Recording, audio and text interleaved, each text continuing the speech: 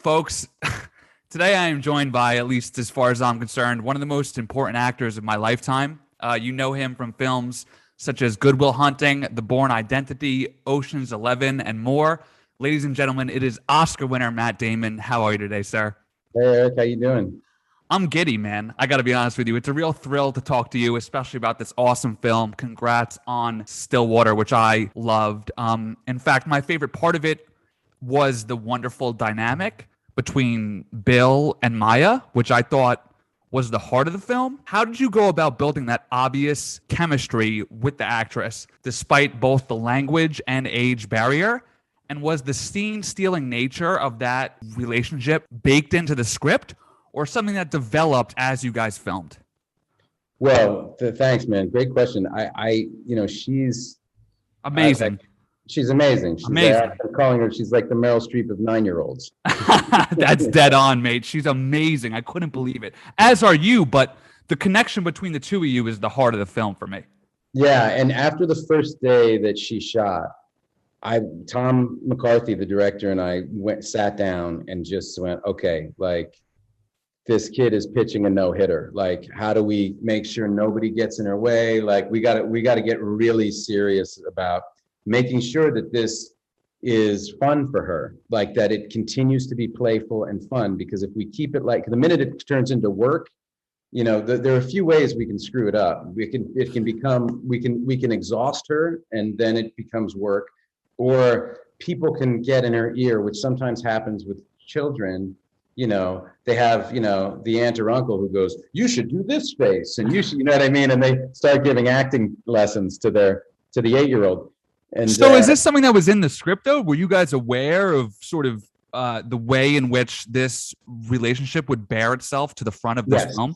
Okay. Yeah, for the film to work, this relationship has to work. It's about him having the relationship with this little girl that he couldn't have with his own daughter. Right.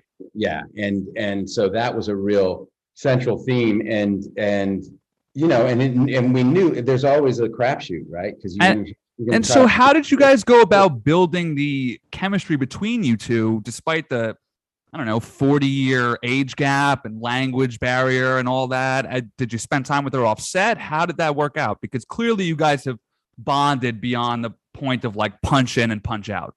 Yeah, well, there was a guy who we hired named Marco, who was like an acting coach and translator for her, and he was very good, kind of keeping like theater games, kind of keeping it really light and fun for her. And she, to be fair, is a natural. Yeah. Like she's a true natural, and sometimes you get that with a kid. You just so I don't spend my entire chance talking to Matt Damon and use it to talk about a 9-year-old girl, let me ask you about yourself, sir. What's more challenging and or rewarding for you as an actor? Bringing someone larger to life like Jason Bourne or Tom Ripley to life, or playing someone almost aggressively real like Bill? And how are those two things different when it comes to your process? Yeah, Bill, there's a lot of detail in this performance that I'm really happy with. And that's really, that's the rush for me, is playing a real guy. The Bourne movies are really fun. I love, but it's a different thing. It's like well, that's why I ask. Yeah. Yeah, it's a different thing. I love making all these different types of movies. I don't, I'll kind of do anything. Like, I just love this job.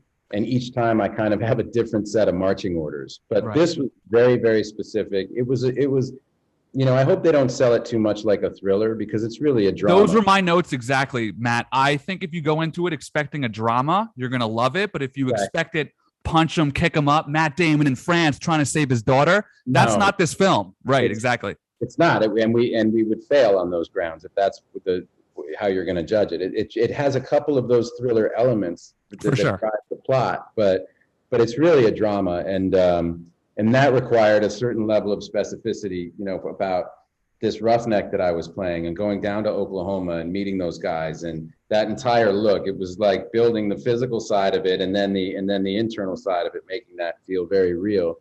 I loved it. You lead me right into my next point. Did you personally learn anything from either the perspective of Bill or the perspective of the French characters that you'll carry with you in your real life? And how common of an occurrence is it in acting where you learn from your character and it affects the way that you are as a person? Well, I think you have to understand why your character does what they do. You have to have empathy for your character, right? And look, Bill is somebody that I probably wouldn't agree with politically about things. You know what I mean? But that's not, going down there talking to those guys, the guys I talk to view their politics as a kind of a binary proposition. It's like, if you're from Oklahoma and you work in the oil fields, you're going to vote red down the ticket. Like, right. I am going to put food on my table for my family, right? And it's like, seeing through that lens, I totally understand why Bill Baker does what he does. And right.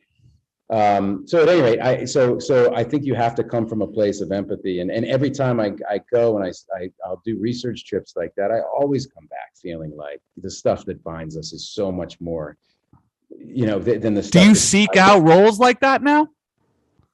I just seek out things that I think are going to be good. Okay. Like, I love playing a three-dimensional guy who's a roughneck from Oklahoma, because this is the guy that the liberal kind of elite, the coastal elite, would stare down their nose at. And ideally, by the end of the movie, they'll feel a great deal of empathy for him.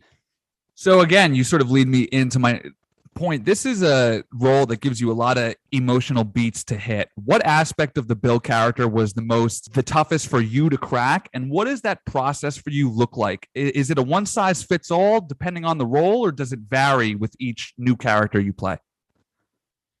It really depends on the kind of the filter you're pushing the emotion out through. And Bill is a very particular filter, right?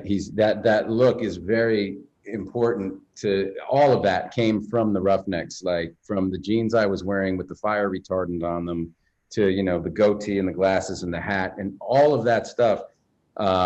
It's almost like a uniform, right? And the extra, I put weight on, but only I didn't weigh myself, but I was looking in the mirror. Those guys, all the guys I met, particularly the ones my age, very kind of beefy. They're strong as hell. Like, that job requires a lot of physical strength.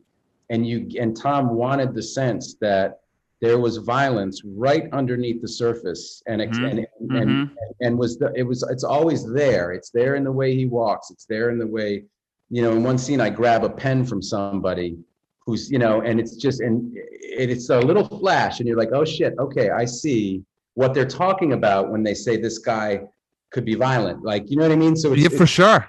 And you bring up a point about your weight. That's kind of a fun thing that I want to ask. I'm going to save that for the end. I want to really just focus on Bill, because I thought you were just incredible in this role, Matt. Totally lost you in it.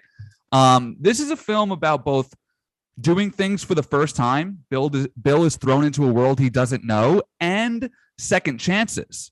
Was the melding of those two things intentional? And why do you think it's important for humanity to be open to both? Oh, wow. I've never thought about it in that context. Yeah, it is. It's about a guy, he is doing things for the first time, but it's flipping that idea on its head about, it's a guy who has this impulse to help because of the pain and the grief that he's carrying and the damage that he's done to the relationship he has with his daughter, the damage he's done, how responsible he feels for her life. And he has this impulse to try to repair that relationship and help her. And yet he has none of the skills that would be required. Well, at least in terms of his blood daughter, I think he does show those skills in what I would say is his second chance. That's right. And so in a funny way, he gets what he wants at the beginning of the film, right? At the beginning of the film, he goes kind of on a mission, and he's had this dream of exonerating his daughter, but he's a very different guy by the end of the movie. Yes. Okay, and then that is going to actually cause me to skip to one that I have about the ending, because you bring it up so eloquently. Without getting too much into detail, I think the ending of the film leaves you in a state where your own perspective determines if it's happy or if it's sad. I agree. Yeah. I felt a bit of both. Yeah. How do you read the ending, Matt? I read it the way you did, and I hope I love that, because I think it is both, right? I think looking at what he loses is so devastating, right? Yeah. But you also know that this guy, the world does look differently to him now. Like he's Beautiful ending, man. I gotta yeah, say, amazing. yeah. You don't he can re-engage with a different world now.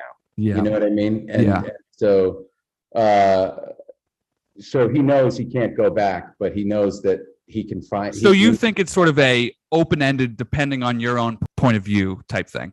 Yeah, I would say I would agree with your assessment of it. Yeah, Thank you, Matt. And then I've got to wrap up here. Thank you for some of the most thrilling 10 minutes of my career. I just want to end it real quick. Talk to me about the difference of putting on Bourne weight and putting on Bill weight, because I know it was different. Oh yeah, the Bill weight's a lot more fun. That's what I figured you'd say. A lot more cheeseburgers, huh? A lot more cheeseburgers. Yeah, definitely a lot more pizza. Matt, thank you so much, sir. This was an honor. I appreciate you and all the work that you've done my whole life. I wish you nothing but the best going forward, and I hope that we cross paths again one day soon. All right. Thank you, Eric. I appreciate it, man. Cheers, man. Thank you again. Yeah, you bet.